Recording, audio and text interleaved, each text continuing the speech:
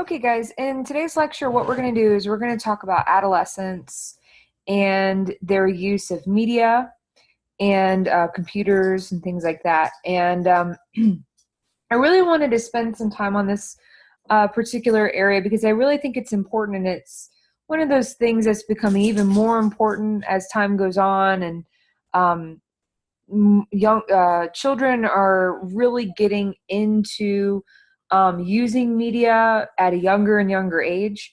And so I do think that in social media, uh, especially, so I do think it's important to kind of talk about this. So this is, looking at culture and looking at how an adolescent is developing. And when we look at the developments that have occurred, over the last 4 to 5 decades, really what we're seeing is that, adolescents are spending more time watching TV with the creation of the internet and people using it, very freely. We find that adolescents, of course, are going to use this, and these newer generations of children have never known a world without the internet, have never known the world without computers and access on smartphones.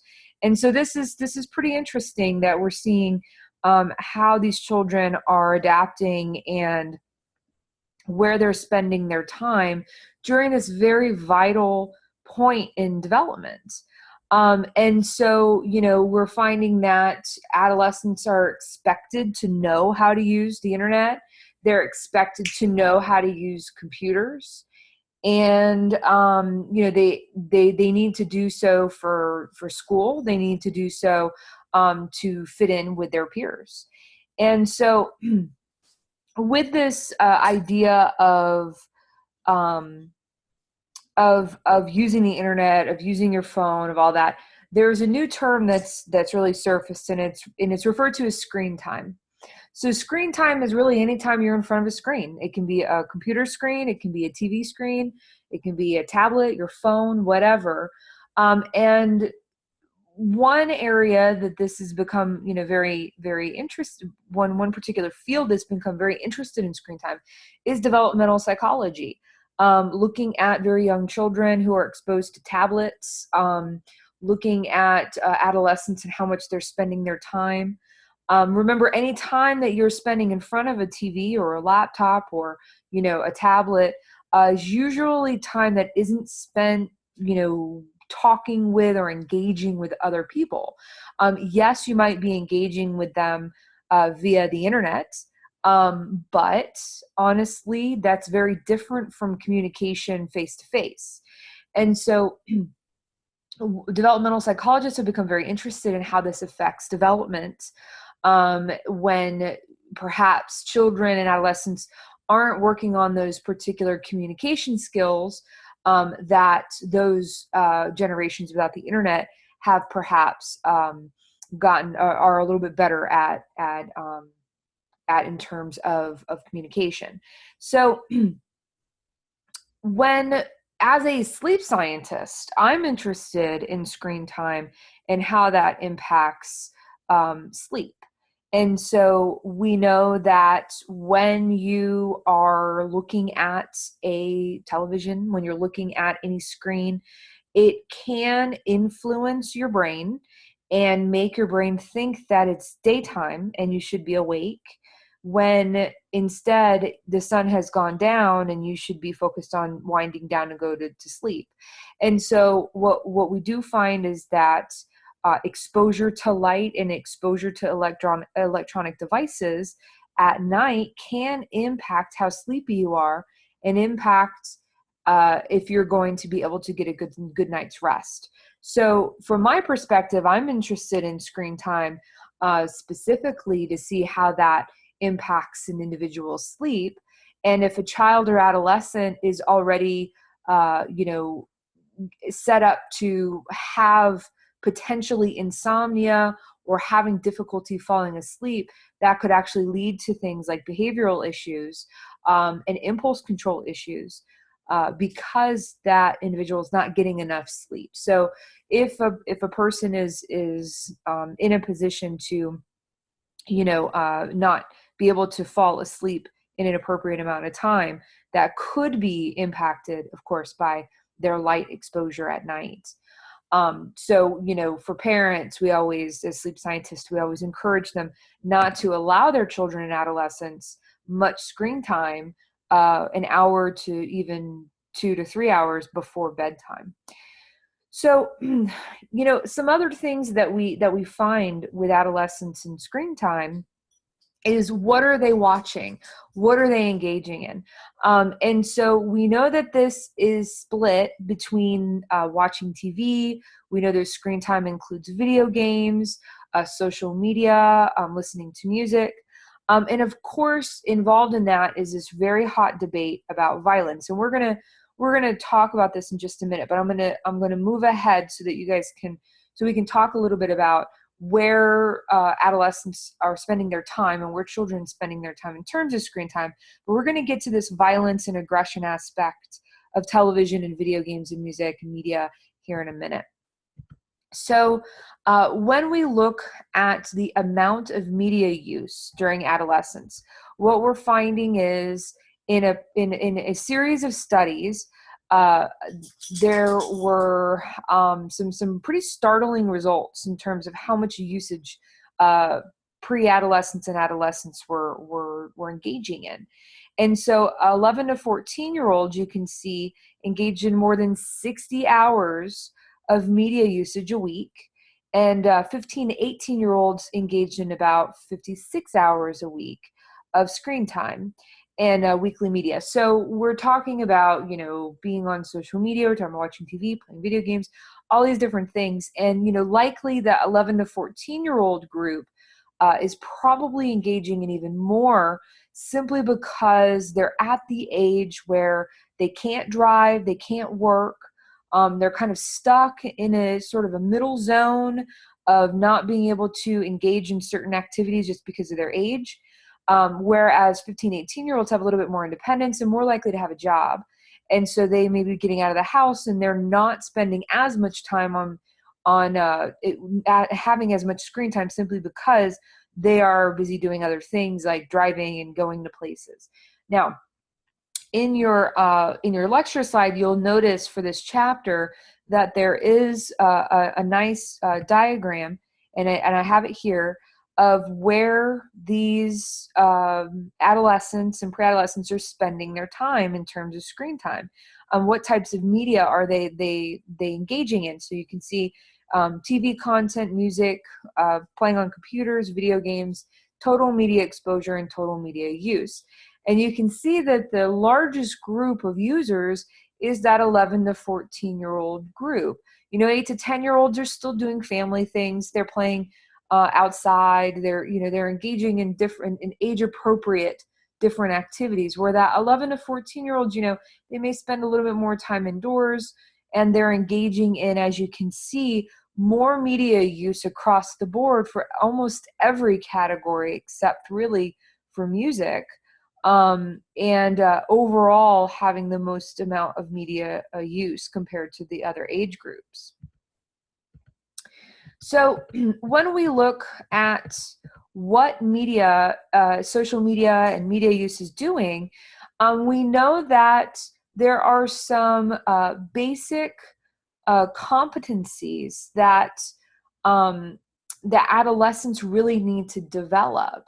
And so even though we argue that, adolescents need to have these communication skills and they need to be able to, be independent and things like that, even though we acknowledge that, it's still important today that adolescents develop these skills, and even to use social media, adolescents can develop these skills. So, being able to communicate through text, being able to get through the message that they're trying to send with the right tone, and not to get somebody to not understand what they're saying.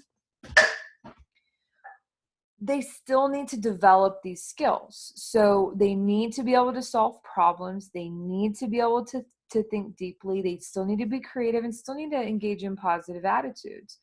Even though they are engaging in social media and they're on computers and they're doing this instead of face to face, but they're doing this perhaps through texting or through emailing, things like that. Now, however, experts will argue that they're not getting the face-to-face communication skills, that they should be developing at this age. And so I like to argue this idea that, talking to people sometimes gives us anxiety. Talking on the phone sometimes gives us anxiety. And we become a very anxiety-ridden society when we don't practice that. Because the more you practice talking to strangers and just engaging with people, the less anxiety we tend to feel because we get that practice with it. And so when adolescents aren't getting this kind of practice in, when they're spending more time engaging in media use over face-to-face communication, it can really build up, anxiety-prone adolescents who are not as skilled in face-to-face communication. However, they're really excellent, tend to be really excellent in written texting communication. Not necessarily, grammar, things like that, but just, being able to communicate via non-verbally. And so, another thing that we have to think about is, where does social media and social networking come into this? And so, one thing that we really have to keep in mind is that today's adolescent is very different from the adolescent 10 to 20 to 30 years ago. We're at an age where adolescents get a lot of exposure, and anything that they do can be sort of broadcast. We know that cyberbullying is very common and unfortunate. And when it comes to things like being anonymous, so an adolescent sort of being under the guise of a username, and nobody knows who that person is, they're going to be much more likely to engage in bullying because they have that anonymous feature. And so if, yes, bullying still occurs face to face, of course, and physical, bullying still occurs, but an individual tends to be less likely to bully someone if their identity is known. There have been plenty of examples of apps where there are, and they've actually been banned from schools and banned from a certain mile radius of schools because children and adolescents tend to go on and bully because they can have a username or not even have to have a name at all, and can go on and talk about people completely anonymous and supposedly untraceable. And anybody can go on to, these apps, and anybody can go on to these accounts and actually read about, other people in the school. And so they've caught, some of these social media applications, not necessarily the more popular ones like Facebook and Instagram, but, some of the other lesser popular applications have been pretty problematic when it comes to cyberbullying when you have that anonymous feature. Now, of course, cyberbullying still occurs on Facebook and Instagram and all sorts of and Snapchat and all sorts of apps, but it's it's not going to be as anonymous as some of the other apps, and so it's not quite as bad, but it's still definitely not good.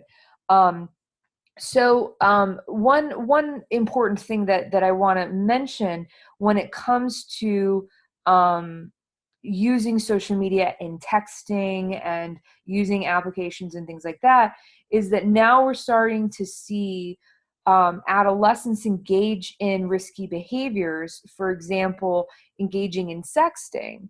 And so they may be texting each other pictures of themselves.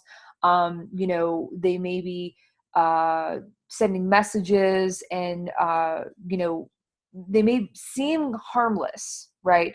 But the problem is that some of these things can certainly spiral out of control. And there's a lot of argument as to if an adolescent is mature enough to even handle that kind of communication. Parents tend to be very overwhelmed with having to monitor an adolescent's text and messages and apps and all that. When we look at this kind of usage here, I'm going to kind of go back to this right here. Imagine, having an adolescent, and you're a parent who's working full time, and you're having to monitor every single message that comes through, all the video games that are being played, all the websites that are being visited. That's a lot of monitoring that goes on, and multiply that by 3 children. So that's a lot of monitoring that goes on week to week, and parents simply just can't keep up. Yes, it's important for parents to be involved, and I do think it's important to have a transparency there. But when it comes down to sheer being able to monitor every single thing that goes through, it becomes next to impossible. And so, a lot of people tend to be very judgmental of, that person, that adolescent's parent should have done a better job of that teenager, is out of control. They should do a better job monitoring them. Unfortunately, sometimes it just gets completely out of control. You can look at the cell phone bill of some teenagers, and it's just unbelievable how many texts they can send in a month span, in the thousands for sure. So you do have to, keep that in mind. Now I'm going to go back real quick to kind of remind you guys that we wanted to talk a little bit about violence. And this is very important because when it comes to violent television, violent video games, violent media, and even violence in music, first, in violence in music, there hasn't been a whole lot of study in aggression and violence in music. And so there's not a whole lot of links there to be able to really talk about. Most of the study has been done in violent and aggressive television and violent aggressive video games. And it really started with Columbine. That pretty much sent everybody over the edge because and if you're not familiar with Columbine, I really suggest that you look this up. So I'm not going to go into major detail, but essentially it was one of the first school shootings. And so in Columbine, the adolescent boys who engaged in this shooting, it came out later that they played a lot of violent video games. And the reason why they wanted to shoot people at the school is because they wanted to, engage in that same kind. They wanted to live it out in real life. And of course, we know that, now looking back, we know that those boys were, had some issues, of course. And there was bullying involved in getting back at people, and there was a plan, and there was a lot of of moving parts there. But what really spurred this is we all wanted to know, why is it that they did this, and how can we prevent something like this from happening again. And so because, it came out that they played video games, the first thought was, well, they're playing violent video games. They're playing first person shooter games. They're shooting people, and they're playing, games like Grand Theft Auto, where they engage in, stealing cars and shooting, prostitutes and all sorts of things. And they're engaged in this very adult content. Then that must mean that if an adolescent engages in that they're going to become a school shooter, or they're going to become aggressive, or they're going to go to jail.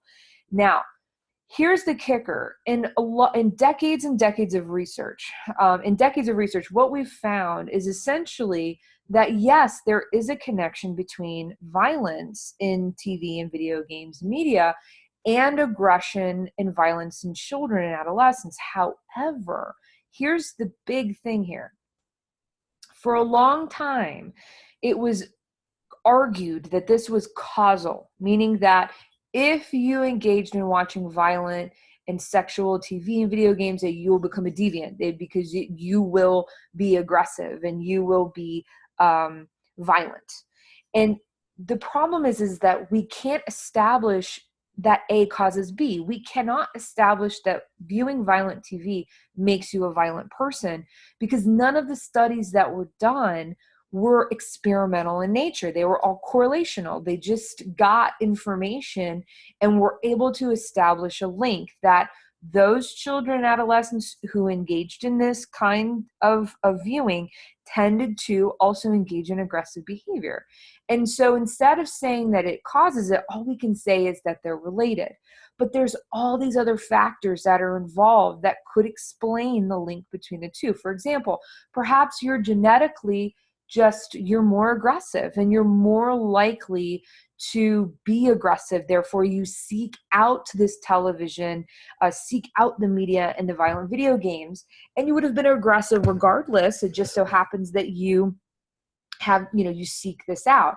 It could be that it's you have no support from parents, or your parents who are aggressive or violent, or you grow up in an environment that really promotes violence and aggression and anger, and that's what's available to you in your household. Maybe your parents watch a lot of violent TV and they are aggressive, and then you have not only the environment, but maybe you also have genetics that combine that make you more violent. There's all these potentials out there that could explain the link that isn't as simple as if you watch violent TV, you will become a violent person. The links do show that these adolescents who are watching or engaging in violent media tend to be more delinquent. They tend to engage in more of these behaviors, and they tend to be more violent, more aggressive.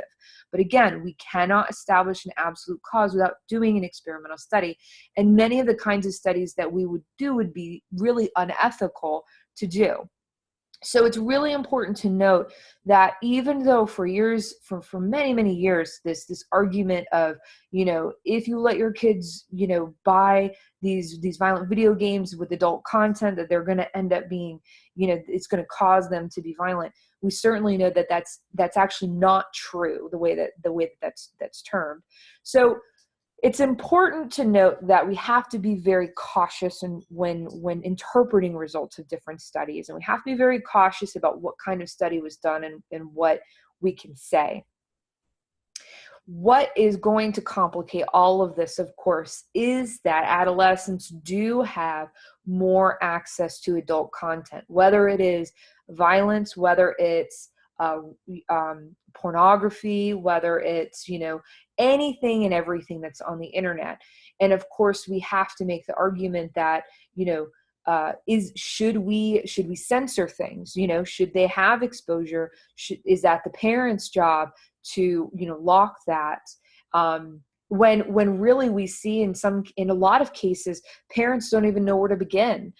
Some parents, try to lock content, but an adolescent may find ways around it. And so, what should be done in those cases? At what age should a child have a cell phone? At what age should a child have a smartphone? At what age should children be allowed access to the internet and free roam access? And, what if they are put in a situation where perhaps they have friends, older friends, or access through other means like the local library to get on the internet and have free roam. So all of these questions are new questions. These are all things that we have to consider. And if you're going to work with adolescents in any capacity for your career, these are things that you should be thinking about. This kind of exposure, because this is going to impact what an adolescent knows about. This is going to impact what an adolescent is exposed to. And it can impact their behavior, it can impact their learning, and impact their development. So, being exposed to social media, what is the right age for a child or an adolescent to have a Facebook account or an Instagram account, or, be allowed on YouTube? All these things I think are very good questions, and they tend to not have the same answer because some adolescents are less mature than others. And I think that, I think we're at a point where we can all agree that, there are some adolescents that, at 16 really have the emotional maturity of about a 12-year-old. And, there are some 12-year-olds that have emotional maturity of an 18-year-old. And so I think that you really have to consider, case by case what's going on. And if you're a parent to more than one child, it may mean having different rules for different kids. As we talked about in the parenting lecture, that not all rules seem to apply to every single kid, because each kid is different. So hopefully this kind of provided a little bit of insight. Just want to make sure to go into some of these concepts and get you thinking. There's not really all the right answers. We don't really have all the right answers, and a lot of this is newer to scientists and to developmentalists to try to consider. And I think it's important to be thinking about these things and figuring them out as we go, and trying to figure out what's the best environment to put our adolescents in. So if you have any questions, need any clarification, please make sure to use the question forum or send me an email.